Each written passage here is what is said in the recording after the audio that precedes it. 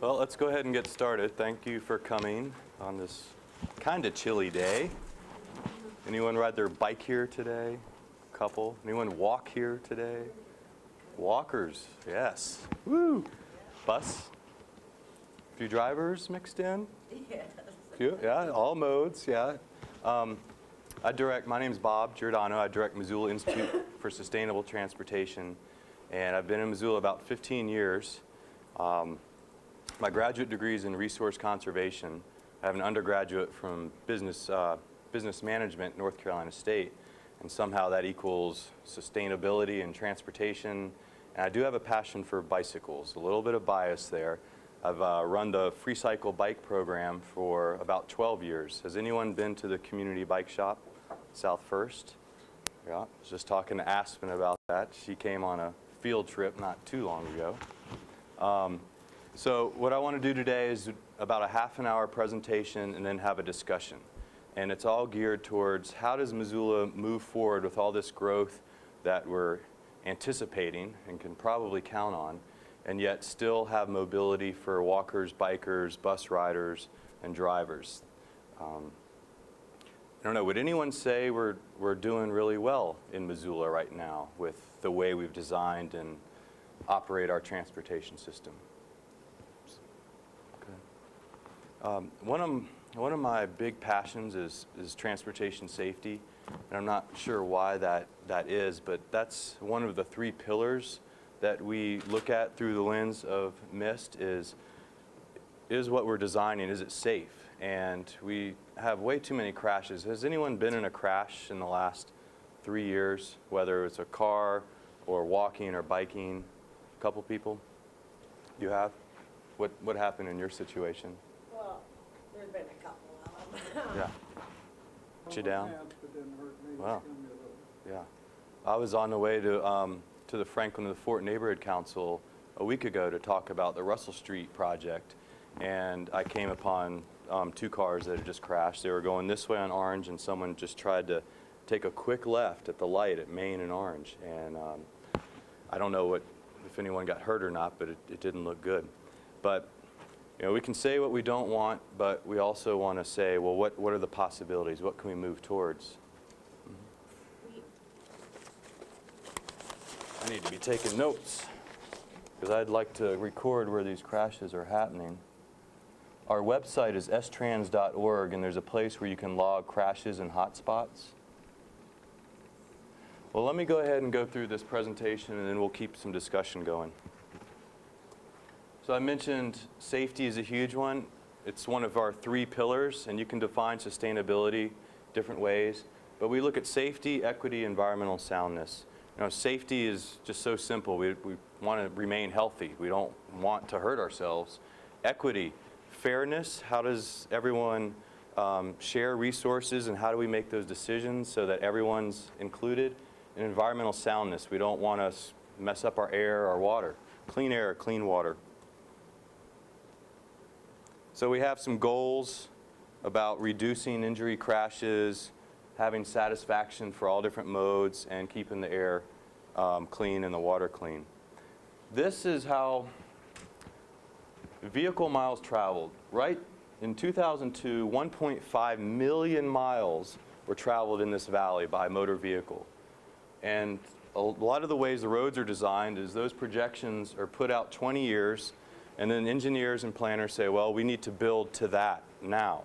But there's a lot of research showing that it's almost a self-fulfilling prophecy. You keep building bigger, the roads are harder to cross on foot or by bike, houses have to be removed. It's almost a route of sprawl, and it creates a very dependent system on motor vehicles. But there's ways to, and if you're not careful, you get into this negative feedback loop. But with people participating and new ways of looking at how we design our roads and our transportation systems, we can reach a little bit more sustainable level. Let's just look back through Missoula's history a little bit, because the city is always changing. Sometimes we think, well, things are the way they are and that's the way they're going to be. Well, if we thought like that in 1870, we'd be all arriving by horse and buggy. There's some pros and cons to that. There used to be rail in the Bitterroot. You could hop on a train down in Lolo or Florence and ride right into Missoula. There have been 4 Higgins Avenue bridges. This is the first one, 1904. When the next bridge came in, they didn't destroy this one, they moved it. Does anyone know where they moved that bridge? It's now the Van Buren Footbridge. Next time you're on the Van Buren Footbridge, remember it was down at Higgins at one point. We had streetcar lines, and they were very favorable all across the country. It can be a really nice way to travel. And in the 1930s, everyone, including General Motors, really promoted more motor vehicles, personal motor vehicles, and a lot of the streetcar lines were taken out.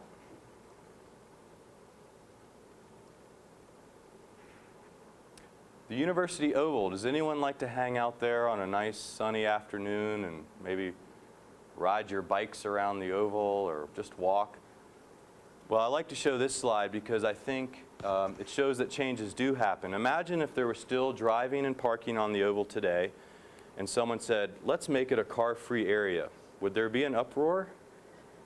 Probably, but it's a very nice place today. It's probably one reason I spent so many years in graduate school is I just like the campus atmosphere. It's a nice place to be. Here's the second Higgins Avenue Bridge. Trolley line down the middle, pretty wide sidewalks. There's a group in town that does van pools. It's not a new idea. This is Lou Parker. He ran van pools in the 1920s around Missoula. Here's the third Higgins Avenue Bridge. Anyone notice what's different from this one from the second Higgins Bridge? Yeah, the trolleys are gone.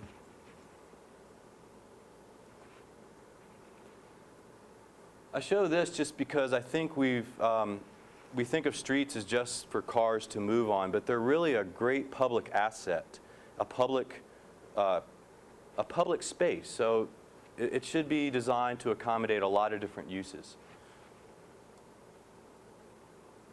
A lot of the streets were brick through up until the 1960s, and then asphalt was the chosen mode of surface. And there's pros and cons. Bricks last a long time. You do have to keep them maintained so they don't become too bumpy. Asphalt is mainly made of oil.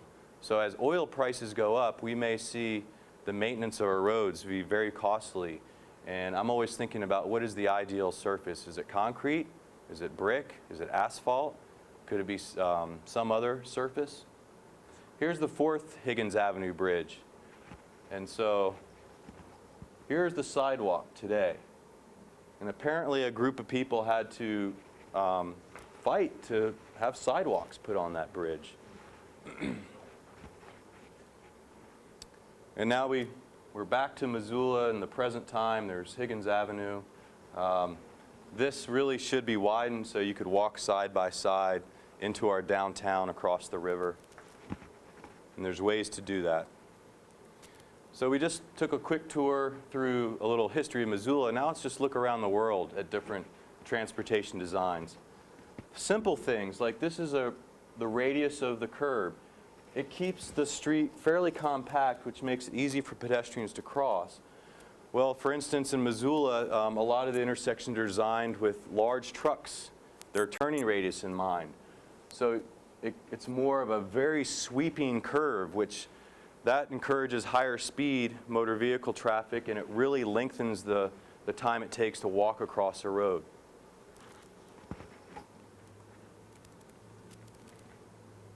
And of course, transportation is not just roads, it's a whole system of movement.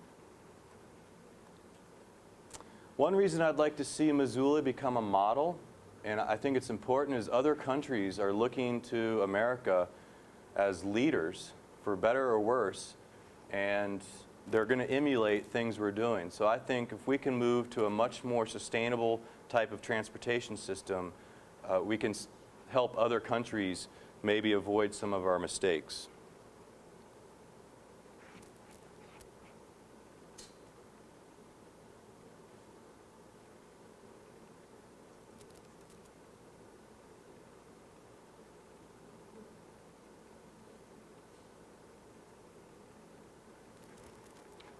This is a real simple idea. It's just instead of having hydraulic lifts for, say, wheelchairs, you can have low floor buses and raise the curb.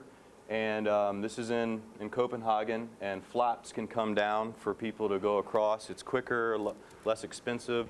There's real simple design details that can make a good difference in how these different modes interact and how we feel as we move about our community. And the intersections are really important. It's the crossroads of where people meet. And I don't like how if we think of a lot of our intersections in Missoula, they've become places you want to avoid. Mullen Reserve, Broadway, Russell. We even called one Malfunction Junction for a long time. Where the places streets cross should be a more joyous place where you can meet people and talk and have conversation and exchange information. See your friends. Simple details do matter. I've ridden some buses where advertisements plastered the windows and I couldn't see out that well.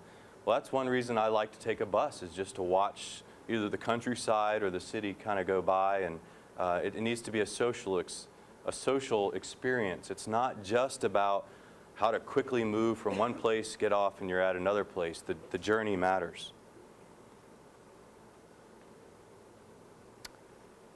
One of our missed programs is free cycles. We have a community bike shop on South First, so anyone can come and build your own bike, or you can get ambitious and build a long john or a three-wheeler or a four-wheeler.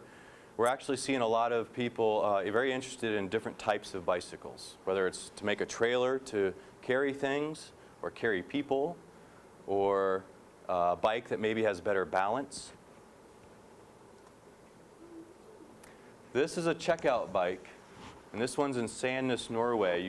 This system, you put a $20 deposit down, and you can have the bike for 2 days, and you get your deposit back. These pictures, in my graduate degree, I went over to Europe and was really blown away by how walking and biking and mass transit really makes it so you don't feel like you have to own a car. The car fills in the niches when those other modes don't quite work. But it felt very free to not have to have a car, to walk, bike, take trains for a longer distance. We have a small fleet of community bikes at Free Cycles. We used to have free green bikes on street corners. You ride it and park it and walk away. Anyone could take that bike where they wanted to go. We did that for about 3 years, and it worked pretty well. Some bikes disappeared, but then some reappeared later. The green bikes couldn't talk. It'd be nice to hear their stories. But what seems to be more of the public bicycle system is some kind of checkout system. And has anyone heard of the system in Lyon and Paris where they have, Sky is helping to do a project with Mist, and he's kind of taking it on his own. How many bikes do they have in Paris now? They have about 16,000 at the moment. In Paris, it's going to get 20,000 eventually. So, Yeah. big potential for the bikes. Yeah. I could see public bike systems being like a public library of the future. It's not too different, a shared resource. Parks and Rec has their blue bikes. Parks, yeah, they have 20 Dasani bikes you can sign out, and the university has 60 yellow bikes that we actually maintain, and those are free for students, faculty, staff for 2 days. So, excuse me? How many at the university? There's 60 yellow bikes. Streets can be redone, and sometimes it's not hard. This is still in Sandnes, Norway. This is the fog line, or the line for guidance, and you can see when they repainted the street, all they did is move that over, color this in, and now you have an instant bike lane. So it's good for cyclists, and it's also most often good for drivers. A little bit narrower streetscape actually naturally slows people down, and it better defines where the bikes and cars can be.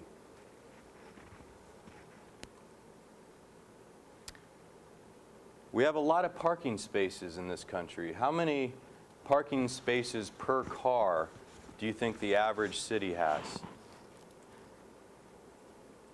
Anyone want to take a guess? It's close, about 7. And you could see why, because you got to design for almost that peak demand. The schools, shopping areas, restaurants, your home, business.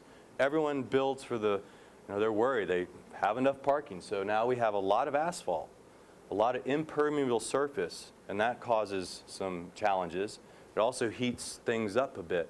Cities are typically a lot hotter when you have all that black asphalt. So there's, for instance, when something is built, there's actually parking zoning that says you must build at least this much. Now there's a switch saying you cannot build more than this much. And places can share parking. If there's a church next to a business, they can share parking. There's ways to not have so much asphalt in so many places.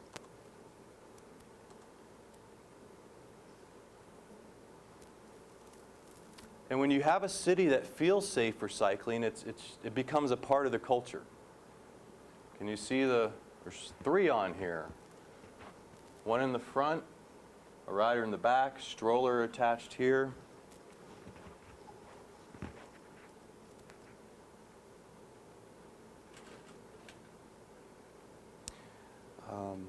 In Bogota, Colombia, the mayor said every Sunday we're going to close 70 miles of main roads to cars, and let's see what happens. And it has become overwhelmingly successful. People have come out into their community and wheelchairs and rollerbladers, and everyone just gets out and enjoys the day. And they're expanding that network, and it's actually being copied in other places around the world. And Portland, Oregon's looking at doing something similar, and I think even Pittsburgh or Philadelphia. There's been a spin-off effect. Bike riding has gone up 10 times. It was very low to begin with, but now it's people, once you try it and see, okay, it can be, but it's got to be safe, and in this situation it's definitely safe. The challenge is then how do you apply that to maybe everyday life or how the city needs to function all the time. Yes? Do you have any figures on if the ridership on the mountain line has gone up since the gas prices? I've heard Mountain Line give presentations, and ridership is going way up. Yes. What we'd like to see, I've researched bus systems a lot, and having it eventually go to every 15 minutes on the arterials, expand our coverage, cleaner buses as far as the fuels they use, and that's a challenge because you could go to electric, but then you have batteries, and looking at making it fare free. What I mean by that is, like a public library, have the buses be free, and we would need to pick that up probably in our general taxes, but we get a great efficiency gain by just getting on and off the bus. As much as 20% of the time of a bus route is spent with fares and cards and coins and passes. So it's something we need to really talk about as a community. Could we do this as get on, get off, and look at it as a public good? Did they run at night? Yeah, right now it only goes to, I think, 7 p.m. And as we grow, really getting it to 10 p.m. or even midnight when we reach different densities would work really well. Could Higgins downtown from maybe Broadway to the X's, would that be a nice pedestrian plaza area? Maybe.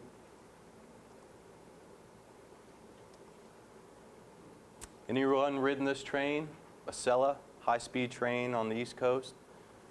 Amtrak is greatly considering coming back through Missoula. Wouldn't that be great to have that come to the depot downtown and have a bike checkout system, and you could get off that train and walk to the businesses, having the Mountain Line bus right there, maybe a car share, taxis. We have a green taxi in town now that's a Toyota Prius.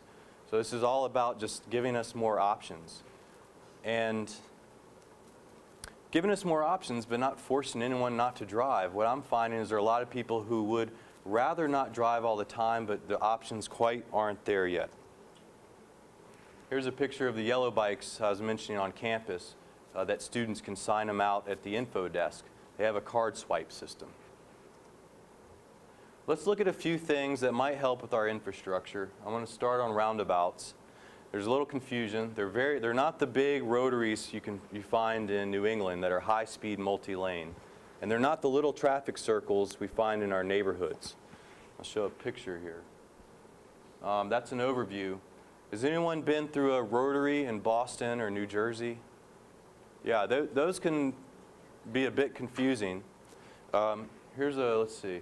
Well, a few stats first. Compared to stoplights, you reduce congestion, you reduce all types of crashes, and this is the big one for me, is 90% reduction in injury crashes. Some of the crashes we talked about earlier, like Paul, you said it was at a light. Someone ran the red light. The one I saw 10 days ago, someone took a quick left and was T-boned. Now here's a stoplighted intersection. This is from Europe. That's a before, and then that's an after. So let's compare them. It's very simple, and Missoula is getting its first true roundabout this summer at Higgins-Beckwith in August.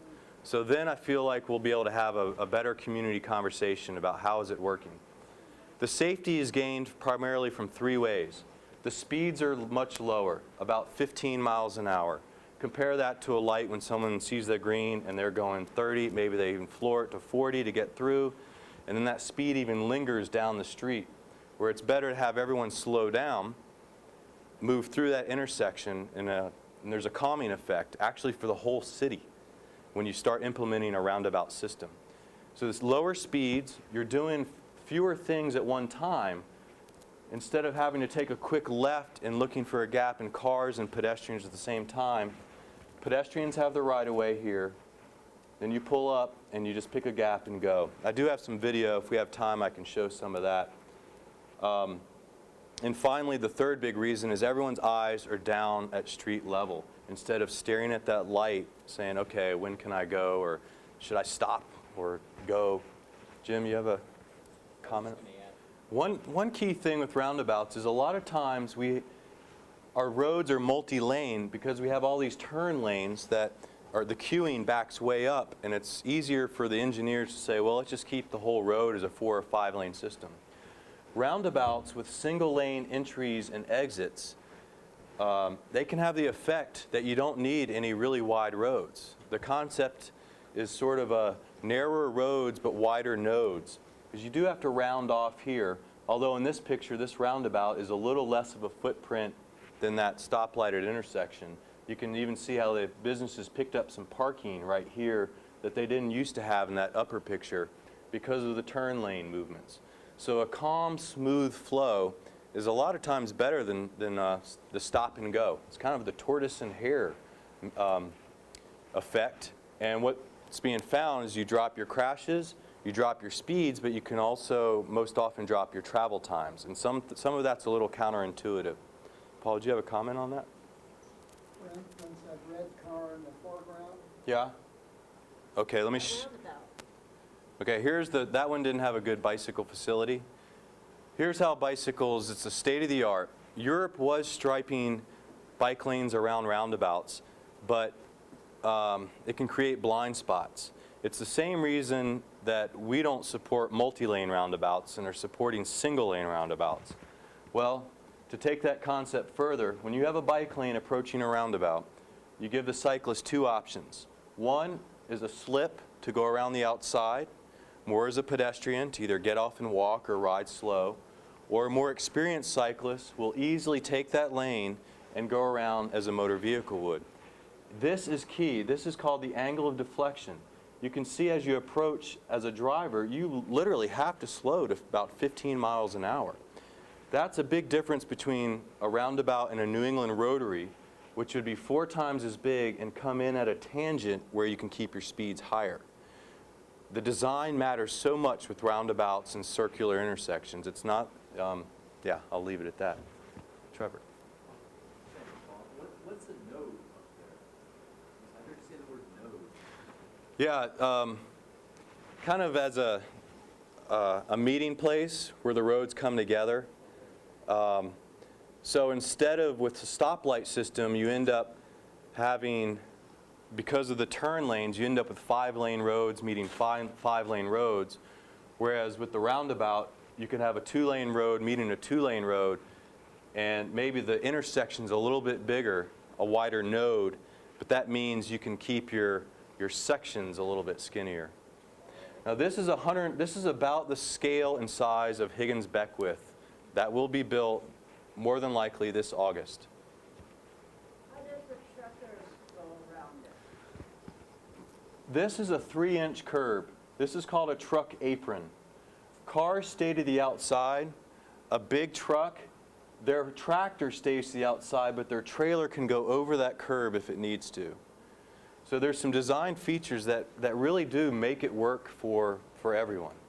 The most that I'm seeing a single lane roundabout handling in one day is about 30,000 cars. And that's fairly busy. But it's a steady flow, and it's an intersection in Switzerland, and they have a lot of bicycles and pedestrians, and the crash rate is spectacular. It's barely any crashes. The ones that do happen are fender benders. The single lane roundabout system, there's no crashes basically for bikes and pedestrians. It's when you get to the multi-lane that things change. The crash rate is still better than a large signalized intersection like Broadway Russell or Mullen Reserve. The benefit of the multi-lane system is there tend to be fender benders, not anything that's going to cause any kind of serious injury. But what you're saying speaks to the notion that we need to look system-wide. It's not just one thing. It's not just putting in roundabouts, but it's 15-minute bus service, it's trains, it's connected trails and bikeways and good walking systems. Because the projections for Russell, we started with that slide showing those 20-year projections, are 34,000 cars a day on Russell. So the engineers have ruled out a single lane roundabout. Where I'd like the conversation to be, well, maybe we can reduce those future traffic projections, especially when oil hits $117 a barrel. And we do have air quality issues in this valley surrounded by mountains. The conversation needs to be broader than an engineering of a road. There's social impacts that should and could be considered. Let me, okay, yes.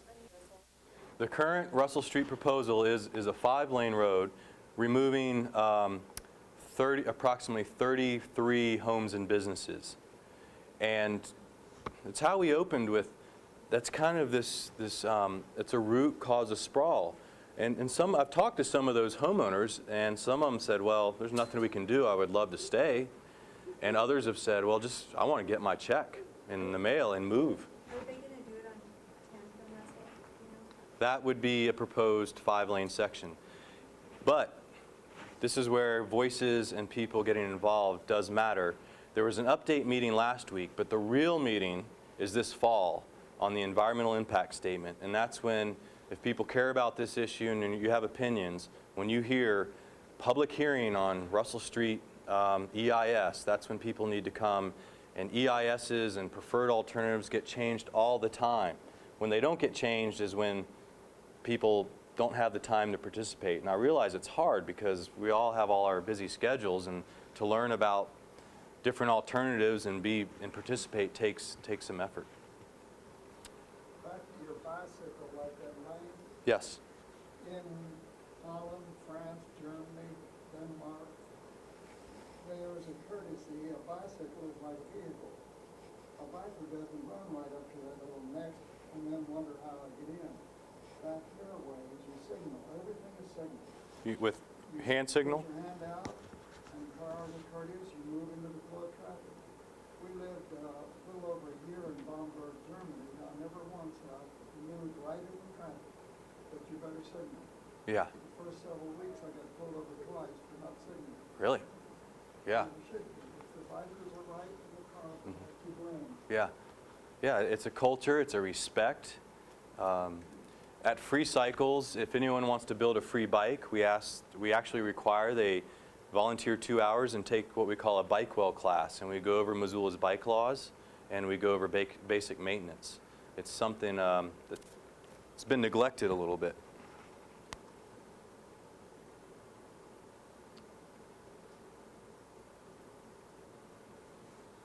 There's also a gas savings. I've done the calculations, and we'd save about 2 million gallons of gas in this community if we had a roundabout system instead of a stoplight system.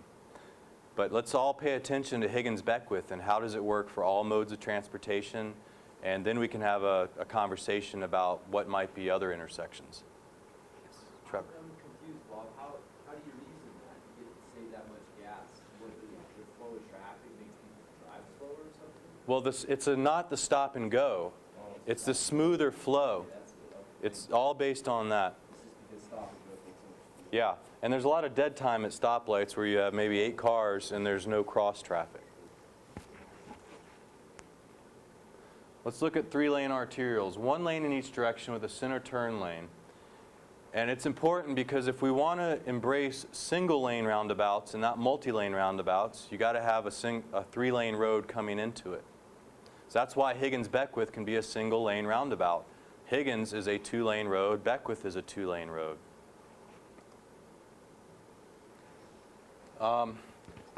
When you have 2 lanes in one direction, let's take 5th and 6th. What tends to happen is there's some research out of Germany that shows that the wider the spaces, the faster the vehicles go. It's almost like molecules expanding in a vessel. So you get people kind of turning here, coming back, and it really promotes aggressive driving. Whereas the single lane, Southwest Higgins is a good example. It tends to be a smooth flow. But really combining a 2-lane, or if you want to count the center turn lane, a 3-lane with single-lane roundabouts can be a really good system. And then if we continue on our path for more biking, walking, and transit, then we have a few less motor vehicles to deal with. And so all these things are kind of self-reinforcing in a positive feedback loop. This is an artist's rendition of what Russell Street could be. Instead of a 5-lane road, you can have 1 lane in each direction, bike lanes, sidewalks, bus service, and where there's room, you would have a little median. If we don't want to take any homes on Russell, such as proposed right now, we would do something like this in the neighborhood section between about 7th and 11th. And where a side street came in, they would have to, if they wanted to take a left, they would actually take a right, go to a roundabout, and make an easy U-turn. It's left turns that tend to break down 4-lane roads. Downtown, Higgins and Broadway, a car taking a left tends to block the traffic. And we do end up with quite a few crashes that way with someone kind of pulling out all of a sudden. Let's look at some different ways of designing bikeways. This is called a cycle track. This is from Copenhagen. It's sidewalk, bikeway, and then the parking and the driveway. I really like that when I visited to it, but I've done some research, and the crash rates go up at intersections when the cyclists are too far over to the side, create some blind spots. But just to illustrate how we can change our city, you can imagine sliding these parked cars over and having an instant cycle track, even with the use of railroad ties or local materials. There's different ways. So we're really promoting a connected bike lane system, but they have to be done right. This is not a good bike lane design. And actually someone died on this bike lane in Cambridge, Massachusetts, because they were doored and they went under a bus. I was doored on Higgins about 3 years ago. I was downtown near Liquid Planet, and someone was kind of revving their engine a little bit, so I moved over. Car door opened, it barely touched my handlebars, but it's enough to throw my handlebars like this. And I didn't get hurt, just kind of rolled with it. But it's something that really needs to be addressed. Maintenance of bike lanes is key. So how about this for a complete, connected, good bike lane system for Missoula? They're complete. They shouldn't stop and start. If you bike on the Orange Street Bridge, you have a bike lane, it disappears, then it opens back up on Stevens. They're repaving that section this summer, the state is, and there's a group trying to say, we don't need 12-foot wide travel lanes, we can do 10-foot wide travel lanes. The state has usually insisted that we have really wide lanes, interstate-sized lanes in our urban areas, but we have different types of traffic in Missoula. In urban areas, it's slower. You don't need such wide motor vehicle lanes. So we can do complete the lanes, keep them maintained, have them wide enough, not next to the doors, and respected.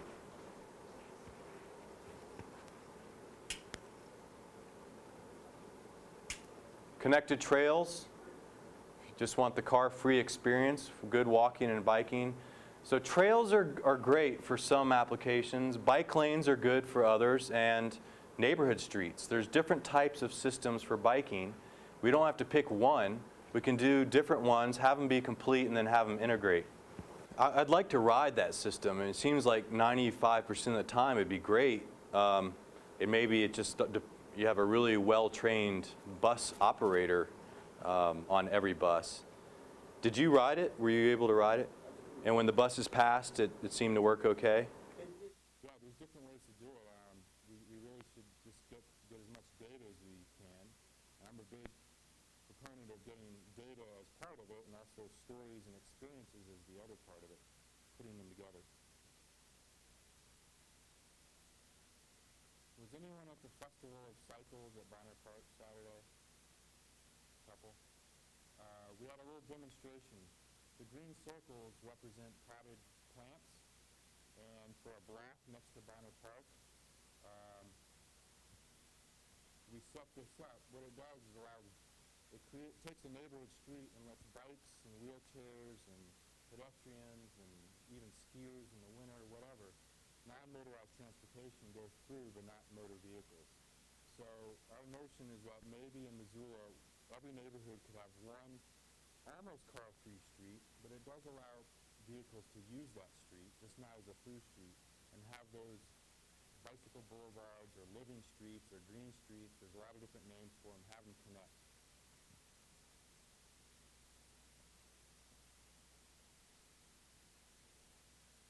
So we've talked about different infrastructure things that get built in the city, and there's different options we have, like bringing a train back or having more bike stations around town or better bus service. There's also car share, where it's kind of a cooperative where people can share a fleet of cars. And in the mindset, awareness and some enforcement. How do we dialogue?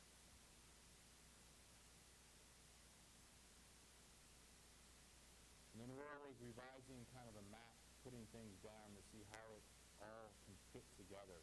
A transportation system should work like our human body. All the pieces need to be flowing and healthy. We shouldn't really just focus on one area, build it big, and then come back 10 years to something else. I think we can actually do lots of smaller projects. It's like tuning up the whole transportation system instead of a piecemeal approach.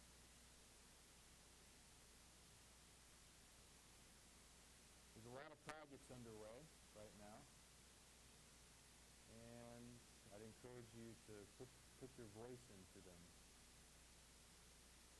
Here's one. It's the same maps on this bulletin board. It's Arthur 5th, 6th. And the original plan about 5 years ago, the state wanted to, MDT, add 3 lanes, take out some homes, have 2 more lanes go through Jeanette Rankin Park, add a right at Arthur 5th, a lot of turning lanes and movement. We developed a citizen plan which utilized the concept of single-lane roundabouts and 3-lane system, actually proposing that the 2 southbound lanes get turned to 1 lane north, 1 lane south, and this becomes a greenway all the way across the bridge. So half the bridge would be a non-motorized greenway. Jeanette Rankin Park would then be connected into the whole riverfront trail system.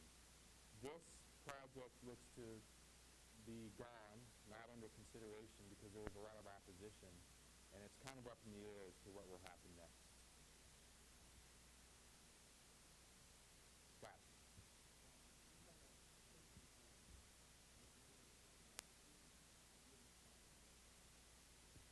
Yes. It will deal with today's traffic numbers plus, if we're talking motor vehicles, about a 15% increase. If we go with some of the projections are showing that we need 30% more capacity, then this still can be feasible. It depends on how much backup we want to have at rush hour. But again, I want us to think, and I like the feedback, do we build the traffic projections, or do we build towards a type of road that is very friendly for us as people?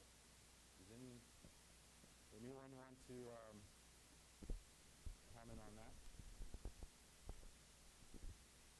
Just like downtown, we just got back from Winnipeg, Iceland, Saturday night, and how smooth the traffic was. If you cross Higgins Bridge, it was in Iceland, you would go to Broadway and Higgins, you'd have a roundabout.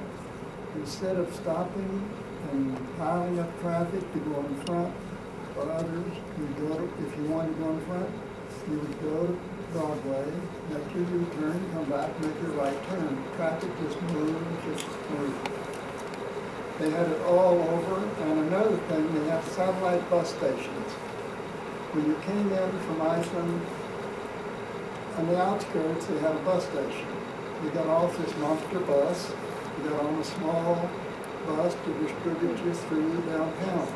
How much simpler that is, how much more efficient. Michelle? Well, I mean, you say that projections are 15% more traffic, maybe 30% more, but I mean, with the high gas prices, I mean, I don't know any really wealthy people in this town. I mean, how many people are gonna even be able to, you know, for the next few years to pay that and to keep driving?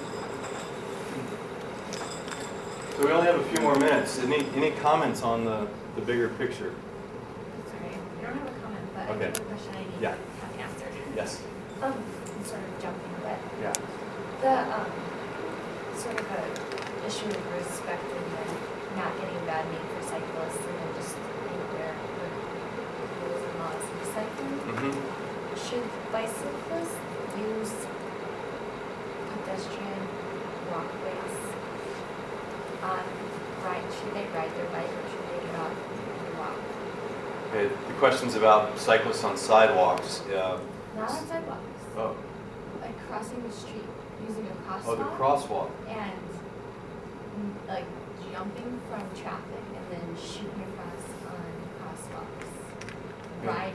The law allows you to ride across a crosswalk if you have the walk light. It can be very not the safest thing when you're shooting across a crosswalk. It's probably better, if you're on the sidewalk, it's probably better to be walking your bike or walking across the crosswalk with your bike. It is a little bit of a gray area. I've known some people who've gotten tickets and they're going to fight them for riding their bike across crosswalks. And I've talked to some police who said, yes, it is legal. Cyclists are allowed to ride a bike on any sidewalk in town. The city didn't think that was, they thought that was illegal. They found out a state law supersedes that, and as long as a cyclist yields to pedestrians, they can ride on the sidewalk. My opinion is cyclists should be riding more off the sidewalks and allow that sidewalk area for pedestrians. But having said that, you got to have the safe alternative to ride on. Do you ride with your kids? Do you ride on sidewalks when it's a busy street? Yeah. We'd like to ride more, but it's so dangerous. Yeah. There's not any bike lane whatsoever. I mean, Yeah. can't get out of any And then places. when you have the crosswalk, what do you currently do? We get off. Yeah. Because I've seen a number of times instances where bicyclists have just jumped from their traffic because they hit a red light all of a sudden. So they shoot around and then they hit the crosswalk and they're riding and a car's already going and Yeah. then they have to slam on their brakes. Yeah. And it's a lot different when there's someone walking as a pedestrian to see that and stop for that versus a bike that can go so Right. quickly Yeah. and catch that crosswalk area. Well, yeah, I mean, part of it is design, and the stoplights are set up that the pedestrians are right at the corner. And I call it the triple threat. You even have the green walk light. Your first is a quick right turning car, and you're right there. The second is someone taking a left from the other direction. They have a green. And and the third is someone taking a right on red from this direction. So I think you're doing the best thing is to get off your bike and just to be very aware. But the physical design does make it such a huge challenge. Any other questions or comments, Linda? I just want to say, I think this is all really exciting. I see things changing.